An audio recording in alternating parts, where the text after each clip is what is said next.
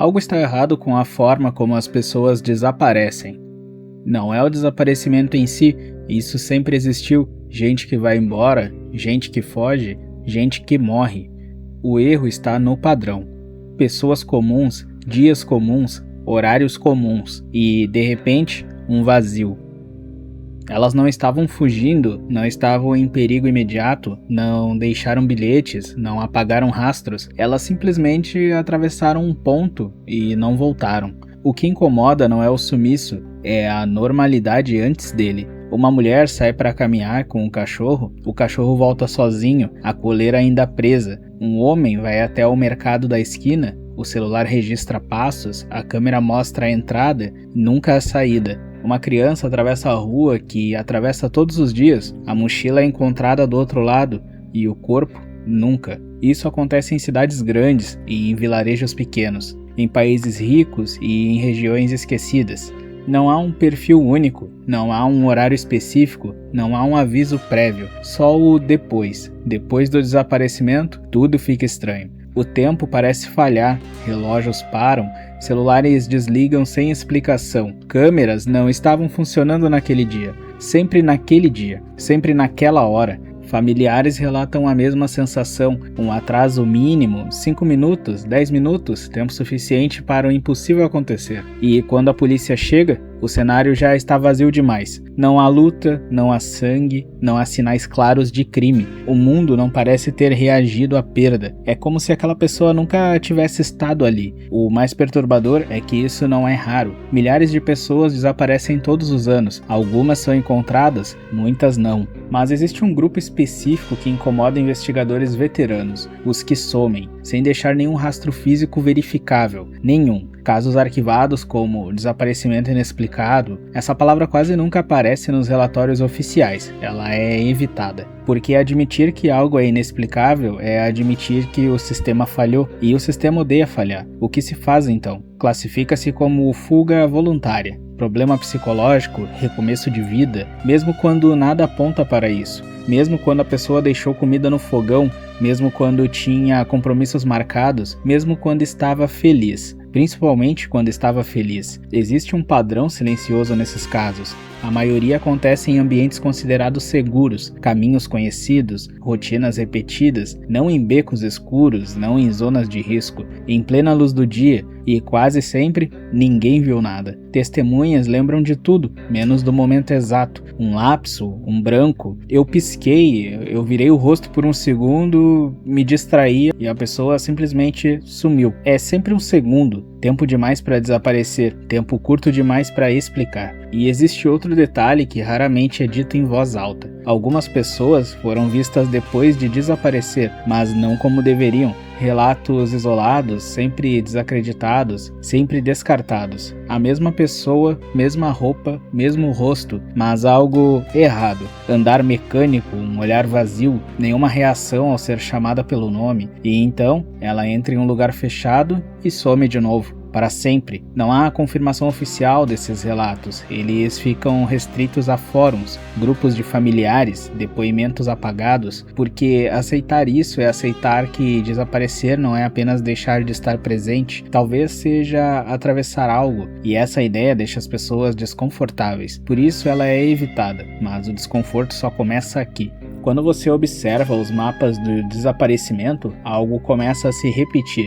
Não são pontos aleatórios, eles formam áreas, zonas silenciosas, locais onde pessoas desaparecem com mais frequência do que o esperado estatisticamente. Parques, estradas específicas, trilhas curtas, bairros antigos, sempre lugares considerados normais, nada oficialmente perigoso. E ainda assim, algo acontece ali. Investigadores que trabalham um tempo suficiente nesses casos começam a mudar de comportamento. Eles falam menos, param de dar entrevistas, evitam certos locais, alguns pedem transferência, outros se aposentam cedo, não por trauma comum, mas por algo que eles não conseguem explicar. Relatos internos falam de sensação de vigilância, de estarem sendo observados quando se aproximam demais de certos padrões. Arquivos somem, gravações falham, dados são corrompidos, sempre os mesmos casos, sempre os mais estranhos. Existe um detalhe que quase nunca é discutido publicamente. Em muitos desaparecimentos, a pessoa não some completamente de imediato. Ela para, como se tivesse hesitado. Passos registrados que terminam abruptamente, objetos deixados no meio do caminho, portas abertas, não como fuga, como interrupção, como se algo tivesse exigido atenção, e o corpo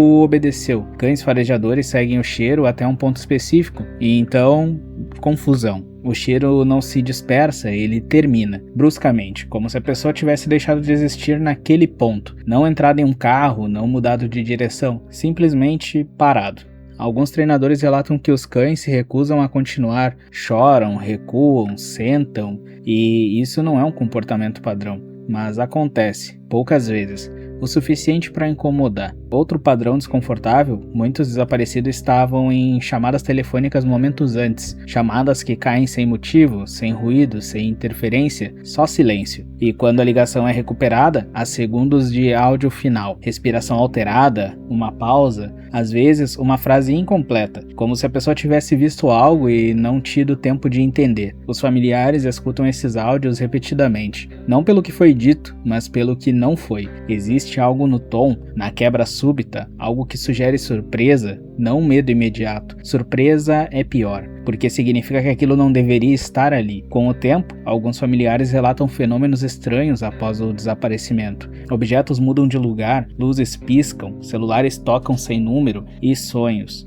Quase todos relatam sonhos semelhantes. A pessoa desaparecida em silêncio, parada, observando, sem pedir ajuda, sem falar, só olhando. E quando o familiar se aproxima, acorda. Psicólogos explicam isso como trauma, luto não resolvido, mas não explicam por que as pessoas que nunca se conheceram sonham com a mesma cena, a mesma distância, o mesmo olhar vazio, e sempre um ambiente neutro, nem escuro e nem claro, como um espaço incompleto. Alguns ousam chamar isso de coincidência, outros preferem não nomear, porque nomear dá forma, e dar forma torna real. E talvez o erro seja acreditar que o desaparecimento é um evento isolado, talvez seja um processo, talvez algumas pessoas não desapareçam completamente, talvez fiquem presas em algum ponto intermediário entre estar aqui e não estar mais. Essa ideia nunca entra em relatórios oficiais, mas circula em conversas privadas, em delegacias vazias, em corredores de hospitais, de forma sussurrada, porque ninguém quer ser o primeiro a admitir que não entende, e ainda falta a parte mais perturbadora. Existe um momento específico em que a maioria das buscas falha, entre o 3º e o 7º dia. Depois disso, as chances caem drasticamente, não por razões naturais apenas,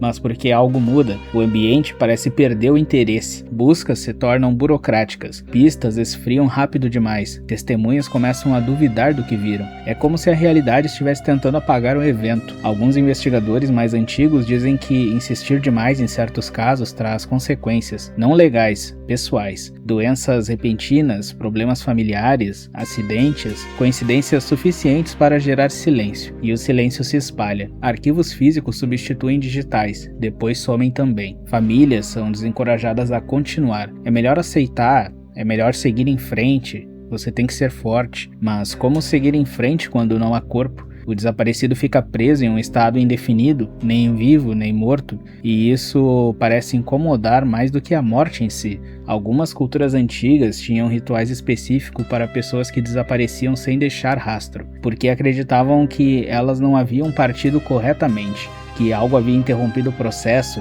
Hoje chamamos isso de mito, mas os padrões continuam acontecendo, ano após ano, em países diferentes, com pessoas diferentes, sempre com a mesma sensação de erro. Talvez o desaparecimento não seja aleatório, talvez algumas pessoas cruzem algo sem perceber, um limite invisível, uma falha momentânea. Talvez o mundo não seja tão sólido quanto parece, talvez existam pontos onde a normalidade falha por alguns segundos e quem está ali simplesmente não volta. O mais inquietante é que ninguém consegue prever, não há aviso, não há escolha consciente, só a rotina. E isso significa que qualquer pessoa pode ser a próxima, você, alguém próximo, alguém agora. Talvez o verdadeiro motivo de não falarmos sobre isso não seja a falta de provas, mas o medo de perceber que o desaparecimento não é exceção, é uma possibilidade constante, silenciosa e discreta, esperando o momento em que você olha para o lado por apenas um segundo.